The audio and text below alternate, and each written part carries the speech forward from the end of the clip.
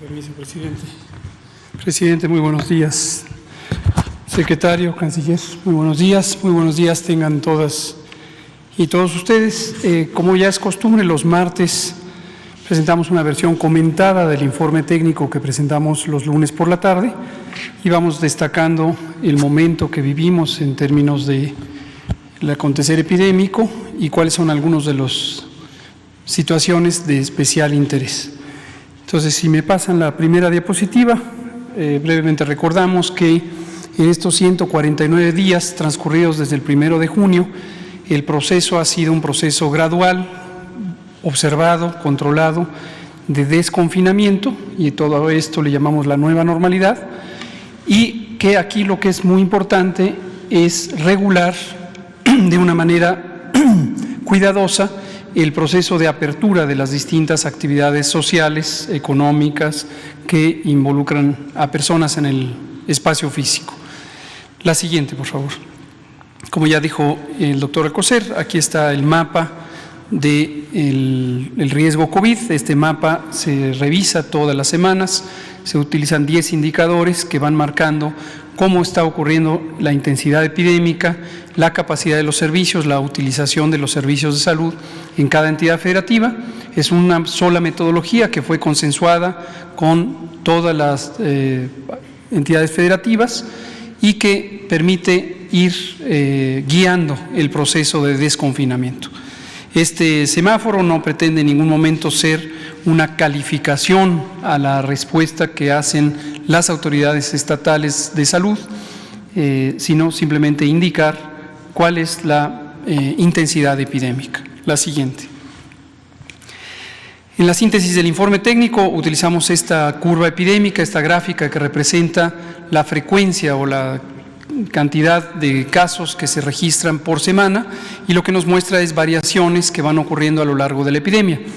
Como habíamos comentado en muchas otras ocasiones, los cambios en una curva epidémica dependen de la ocurrencia del fenómeno y no necesariamente debemos albergar la expectativa de que solamente suba en un momento dado la frecuencia de los casos y después solamente baje.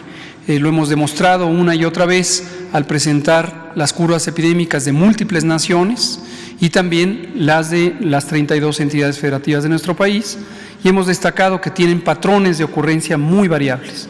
Algunas ciertamente llegaron a un punto máximo, en general cerca de la última semana de julio, que es la semana 29 del año, y posteriormente bajaron, pero la gran mayoría han tenido subidas y bajadas, múltiples picos epidémicos, y esto depende de cómo van ocurriendo los contagios. A su vez, los contagios dependen de qué tan intenso es el contacto físico entre personas.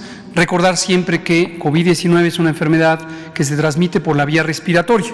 Entonces, contacto físico no es el hecho de tocarse, sino es el hecho de estar cercanos con nuestra vía aérea, generalmente 2 metros o menos. Eso aumenta el peligro, aumenta el riesgo de contagio. Si mantenemos la sana distancia, precisamente por eso le llamamos así, más de 2 metros de distancia, la probabilidad de ser contagiados a partir de una persona enferma disminuye importantemente.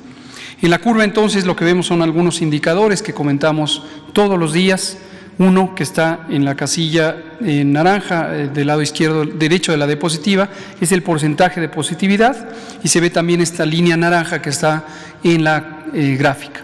Habíamos llegado a una positividad de 49% en la semana 29 y posteriormente ha ido disminuyendo hasta llegar a un mínimo de 37% y ahora ha tenido alguna fluctuación que llegó a 40%. El resto son las columnas, lo que muestran es en la parte baja, que se ve de color ocre o en algunas pantallas se ve de color gris, son el número de casos confirmados por semana, y lo que se ve en la zona verde es el número de personas que, teniendo los síntomas compatibles con COVID, resultaron negativos a la prueba diagnóstica por laboratorio. 4 de cada 10 resultan positivos y 6 de cada 10 resultan negativos. La siguiente, por favor. En esta curva lo que se ve es precisamente esas variaciones que se van teniendo a lo largo del tiempo. Noten ustedes que llegamos en la semana 29 al punto máximo, después hemos tenido descenso, meseta, y de la semana 39 a la 40 41 tuvimos un incremento en el número de casos. Posteriormente, de la 41 a la 42, que es la que estamos presentando hoy como semana más reciente, en este momento vivimos en la semana 44 y presentamos la información de 2 semanas atrás por las razones ya extensa y detalladamente explicadas, son los datos estables y tenemos una reducción de menos 6%. Es esperable que a lo largo de la semana esta reducción se pudiera perder, menos 6, menos 5, menos 4, podríamos llegar incluso a tener un incremento, ojalá que no tan importante como el de la semana previa, que fue de 10%.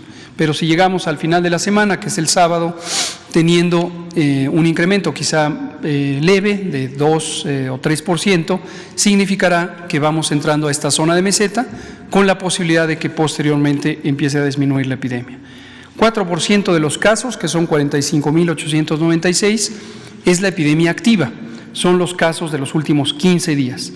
Todos los demás, que se estima en más de 1.037.000 personas, son personas que en su momento estuvieron enfermas y que pudieron haber perdido la vida, lamentablemente, como ocurrió en más de 89.000 personas, o haberse recuperado, como ha ocurrido en 655.000.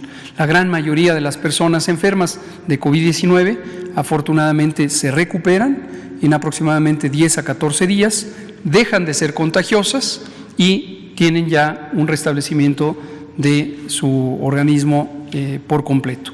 Algunas, en un porcentaje también de quienes estuvieron hospitalizados, requieren una prolongada recuperación, pero, insisto, no son ya personas que representen la capacidad de contagiar. La siguiente, por favor. En la mortalidad también hemos tenido variaciones. En general, llegamos a un punto máximo en la semana 27 y 28. Después tuvimos una reducción que ha sido sostenida hasta la semana 41 y en este cambio entre la semana 41 y la semana 42 tuvimos un incremento de 5 puntos porcentuales.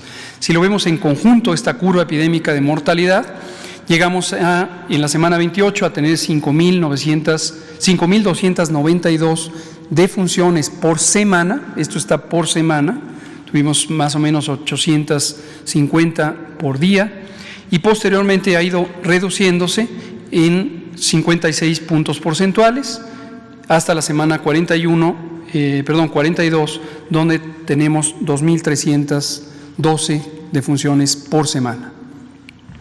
La siguiente, por favor. Más o menos en términos de la mortalidad, estamos en este momento teniendo la intensidad de mortalidad que teníamos en abril. En abril, que es cuando no había iniciado la fase 3, sino estábamos en la fase de transmisión comunitaria, la fase 2. Finalmente, en la parte hospitalaria, tenemos también un cambio en la tendencia, en lo que va ocurriendo en el tiempo, respecto a la utilización de los servicios hospitalarios. Habíamos llegado a un punto máximo de ocupación hospitalaria, también en la semana 29, de 18.223 personas hospitalizadas por infección respiratoria aguda grave, y llegamos a reducir hasta 9.927. Eso ocurrió en la semana 39, una reducción de 46%, casi la mitad de las camas hospitalarias a nivel nacional fueron desocupadas en la medida en que las personas se dieron de alta. Pero hemos tenido desde entonces y hasta la semana 42 un aumento y por lo tanto ahorita si lo comparamos con el punto máximo, la reducción en este momento es de 36%.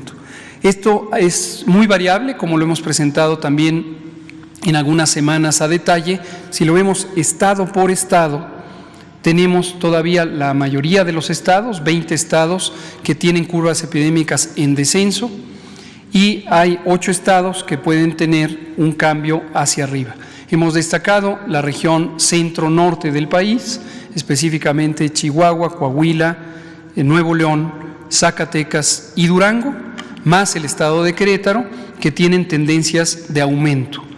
Y de ellas, solamente en el caso de Chihuahua, tenemos un aumento de la mortalidad. Afortunadamente, en las otras entidades federativas no está aumentando la mortalidad.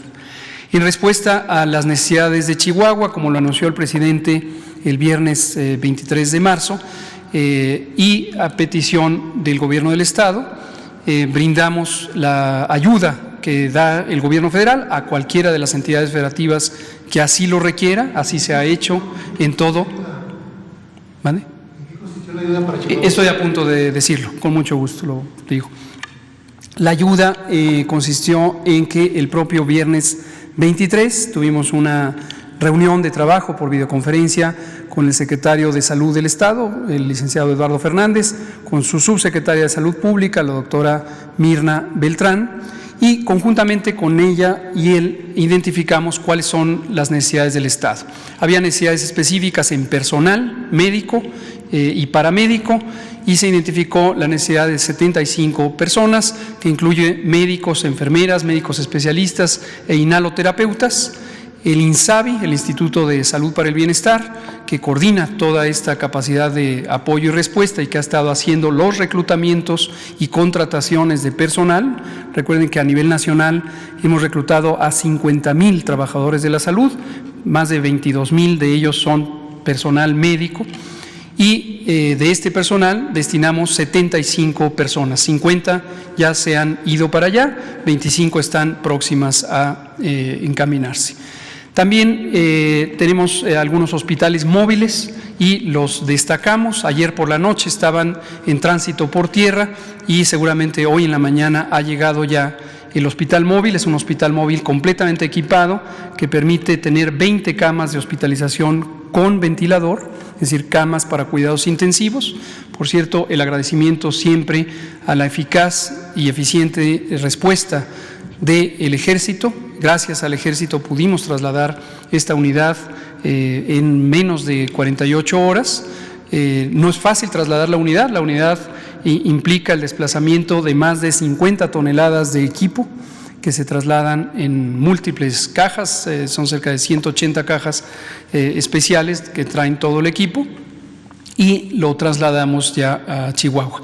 En el curso de la semana estaremos trasladando un segundo hospital móvil, también con otras 20 camas adicionales, también para cuidados intensivos, y se estarán destacando muy probablemente en Juárez y otra cerca de Juárez, según las necesidades que vaya identificando el Estado.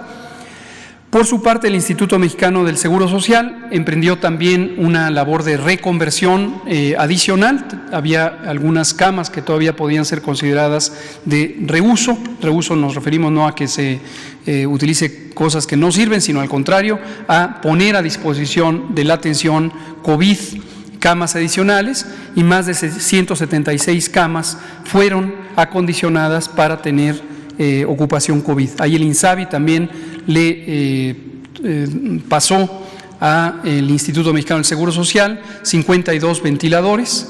Estos ventiladores, por cierto, son los que desarrolló México con capacidades mexicanas con el liderazgo del CONACYT, el famoso ventilador Ejecatl 4T y el modelo GATSI, que se usa principalmente para uso pediátrico, y son precisamente estos ventiladores los que hoy estamos utilizando aquí.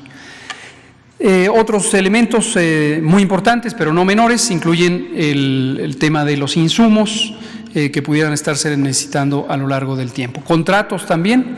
INSABI facilitó contratos a personal que estaba ya destacado en Chihuahua y que en su momento el Estado identificó como necesaria su continuidad.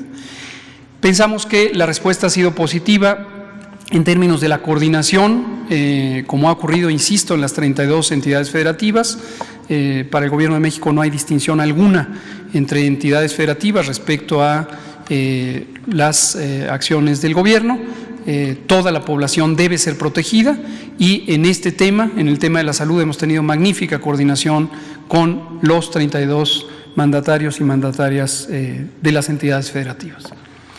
Y quisiera comentar un último elemento que es importante también para las 32 entidades federativas, y esto fue abordado la semana pasada, el miércoles 21 de octubre, en el seno del Consejo Nacional de Salud. No confundir el Consejo Nacional de Salud con el Consejo de Salubridad General.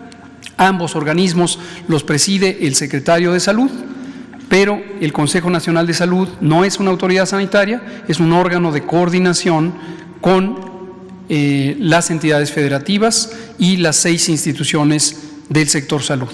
En el seno de este Consejo participan las y los secretarios de salud de los estados y los titulares de las instituciones federales que son parte del Sistema Nacional de Salud. Tuvimos una conversación, como siempre, muy productiva, de carácter técnico, en donde entramos a algunos detalles sobre 2 guías, si me pasan la siguiente, por favor. 2 guías técnicas que desarrollamos hace casi 3 meses y 2,5 meses, que han sido publicadas en el sitio coronavirus.gov.mx, que han sido comentadas en las conferencias de prensa vespertinas y son las que se muestran del lado izquierdo de la diapositiva. La primera es la estrategia de promoción de la salud y en el contexto de atención primaria de la salud. Y la segunda es la guía de continuidad de operaciones para la atención médica durante COVID-19. Son 2 guías que se complementan una a la otra con 2 enfoques. La primera es la acción comunitaria, la acción de campo, como le llamamos en la jerga técnica de la salud pública, y se refiere a una serie de acciones organizadas con el propósito de detectar lo más tempranamente personas en riesgo, primero, y después también personas enfermas, con el propósito de atenderlas oportunamente, de interrumpir las cadenas de transmisión del virus SARS-CoV-2 y también de orientar para el tratamiento, el monitoreo y el tratamiento oportuno de las personas desde la comunidad. Esto es extremadamente importante porque lo que permite es tener un efecto reductor del peligro de muerte. Como hemos destacado, lo más importante es, además de interrumpir la transmisión o suspender la eficiencia o reducir la eficiencia de la transmisión, también lograr que las personas enfermas lleguen lo más oportunamente a los hospitales. Tenemos en este momento un análisis detallado al que nos ha ayudado también CONACYT y se lo agradecemos como siempre a la doctora Álvarez Builla y a su equipo y a las instituciones públicas de educación superior, un análisis muy interesante sobre municipio por municipio, cuáles son los tiempos que se transcurren entre que la persona presenta síntomas y la persona llega a la atención médica. Tenemos importante variabilidad a nivel nacional, con un promedio de 4.5 días entre el inicio de los síntomas y la atención.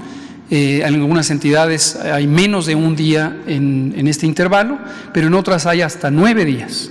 Y esto es importante y esto es un mensaje para la población, recordar que si usted en este momento de la pandemia de COVID tiene fiebre, tos, dolor de cabeza, dolor de garganta y los otros síntomas accesorios de COVID, fatiga, dolor muscular, puede tener diarrea, pérdida del olfato, pérdida del gusto, pero además es una persona que tiene 60 o más años de edad, o bien tiene diabetes, hipertensión, es una persona fumadora, padece tabaquismo, o tiene alguna enfermedad crónica, cáncer, utiliza medicamentos que deprimen el sistema inmune, vive con VIH, no se espere, por favor.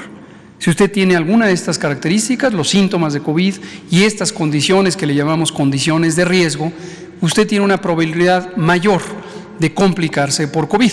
El COVID leve se resuelve espontáneamente en 10 a 14 días. La forma grave de COVID es la misma enfermedad, simplemente que se presenta en forma grave en personas que tienen estas condiciones de riesgo, puede ser una enfermedad letal. Entonces es muy importante que no se espere, que acuda a atención médica para que se le valore y se identifique si está o no teniendo complicaciones. Y si las está teniendo, existen muchos elementos por resolver y puede requerir eventualmente una hospitalización temporal y con ella va a tener una mayor probabilidad de recuperarse. Mientras que si se espera, el desgaste orgánico que produce la falta de oxígeno, que usted no va a notar durante varios días, podría llegar a un punto de no reversa, un punto en donde no se puede hacer algo porque el daño orgánico es extenso. Entonces decíamos, de esta guía nos permite detectar oportunamente y en la segunda guía lo que se establecen son los criterios técnicos para la reorganización y optimización de las instalaciones hospitalarias. Veamos en un par de diapositivas conceptos. En la atención primaria de la salud, eso es lo que quiere decir ahí, APS, redes de atención primaria de la salud, desde el primer nivel de atención, es decir, las brigadas comunitarias y los centros de salud comunitarios, tenemos un enfoque territorial en el que interesa hacer un barrido comunitario. Promotores y promotoras de la salud, epidemiólogos y epidemiólogas de campo, van recorriendo la comunidad para investigar si en las casas existe alguien que ha tenido los síntomas de COVID, si alguien que tiene las condiciones de riesgo, y se le asesora, se le orienta y se le refiere. Si alguien tiene los síntomas, también se le hacen las pruebas diagnósticas. Este modelo aquí en la zona centro del país, ustedes que viven aquí, lo han conocido por el programa de detección, protección y resguardo que tiene la Secretaría de Salud de la Ciudad de México desde hace un poco más de 3 meses. En 25 de las entidades federativas este programa ha sido establecido con esta guía federal y hemos procurado dar asesoría a los estados y orientar para que se armonicen los métodos. En la parte clínica también interesa utilizar mecanismos de asesoría como telesalud, es decir, a través de dispositivos electrónicos, asesorar. Algunas instituciones como Pemex usan también esto desde hace cerca de 5 meses para asesorar a las personas enfermas en inquietudes que pueden tener sobre su manejo médico. Y las redes integrales de servicios lo que implican es facilitar que otros servicios públicos que pueden ser relevantes para el cuidado de la salud, servicios de salud reproductiva, continuidad de tratamiento de las enfermedades crónicas, se mantengan. Es sumamente importante que las personas enfermas de enfermedades crónicas mantengan un buen control, el control de la glucosa en las personas diabéticas, el control de la presión en las personas que padecen hipertensión, etcétera. Y destaco también la importancia de la coordinación sectorial. El secretario de Salud mantiene a las distintas instituciones del sector salud coordinadas y nos reunimos todos los lunes en el gabinete del secretario y se van viendo los pendientes que resultan de esto. Y de aquí resulta también la capacidad de tener intercambio de servicios. Hay un convenio nacional que se firmó desde abril entre las entidades federativas y las instituciones de seguridad social con la Secretaría de Salud. Y esto es lo que ha permitido que, si en un momento dado en una ciudad se llega a saturar un hospital, por ejemplo, el hospital civil, el hospital general de la localidad, y ya no tiene capacidad para atender, el Instituto Mexicano del Seguro Social puede recibir a las personas que padezcan COVID, o el ISSSTE, o Pemex, cualquiera de las instituciones, para responder a la emergencia. Eso desde abril lo tenemos, pero hemos ahora refrendado este asunto. Y en la siguiente diapositiva solo destaco los centros reguladores de urgencias médicas, CRUM, que aparecen ahí en la lista. Los CRUM son unidades de atención telefónica que permiten la identificación pronta de dónde hay un hospital vacío. Y aquí otro mensaje para la población: ha habido a veces inquietudes en una localidad, en una ciudad, que resulta que encuentran el hospital saturado. Y las personas se inquietan y dicen, ¿cómo? En la conferencia vespertina nos dicen que tienen disponibilidad de camas, yo veo el hospital completamente lleno. Por supuesto que puede ocurrir que un hospital en particular, o 2 o 3, estén llenos, porque esto es muy dinámico, es muy cambiante. 911 es el número universal de atención de emergencias en el país. 911. En el 911, que es un conmutador nacional que está regionalizado, se encuentra la información para referir a las personas a qué hospital de su localidad se encuentra disponibilidad de camas. Entonces, no perder tiempo en andar peinando la zona, recorriendo la ciudad en busca de hospitales vacíos. 911. Localmente también las entidades federativas han puesto a disposición números de emergencia. Por ejemplo, en la Ciudad de México es el de Locatel, pero que es universal, es 911. Y a través de este sistema, el CRUM, Centro Regulador de Urgencias Médicas, se canalizan a las personas en los sitios donde hay disponibilidad. La última diapositiva, lo que quiero mostrar es la optimización del uso de la infraestructura hospitalaria. Si bien en algunas entidades federativas en este momento tenemos incremento en el número de personas hospitalizadas, en otras tenemos hospitales que prácticamente ya no tienen necesidad de atender a personas enfermas porque ya no están llegando personas con infección respiratoria aguda grave. Y para poder usar las instalaciones hospitalarias, pero además optimizar la calidad de atención, analizamos conjuntamente con las 32 secretarías estatales de salud cómo podíamos disponer la priorización de los hospitales. Lo que se ve en la diapositiva es la lista de las unidades médicas de la red IRAG. IRAG quiere decir infección respiratoria aguda grave. Llegamos a un máximo de 970 unidades, 970 hospitales que tenían un máximo de 35.196 camas y además 15.003 camas de atención de medicina crítica. Hicimos una lista de acuerdo a la intensidad del uso y de acuerdo a los indicadores de desempeño, cuáles eran aquellos hospitales que estaban logrando tener una mayor cantidad de personas que egresan por mejoría, por curación, por recuperación. Y las identificamos como prioritarias, esto para cada estado, y al interior de cada estado la autoridad sanitaria estatal definió en qué ciudades estaban estos hospitales para priorizarlos como centros de atención avanzados. El resto tiene dos disposiciones, una es centros de atención temporal, hay unidades de atención temporal que pueden dar, por ejemplo, ventilación, suplementación de oxígeno no invasiva, es decir, no intubación, sino puntas nasales, mascarilla, hidratación, anticoagulación, otros cuidados médicos que, insisto, cuanto más temprano sean, más útiles van a ser. Y el segundo grupo es camas que han sido reasignadas para la atención del resto de los padecimientos que son no COVID. Entonces, en suma, tenemos un periodo intermedio de cambio en la tendencia de la epidemia. Esto es principalmente a expensas de 5 o 6 entidades federativas. Otras ya están de salida, se puede decir, en este primer ciclo epidémico, y en general optimizar la atención es lo más oportuno para salvar vidas.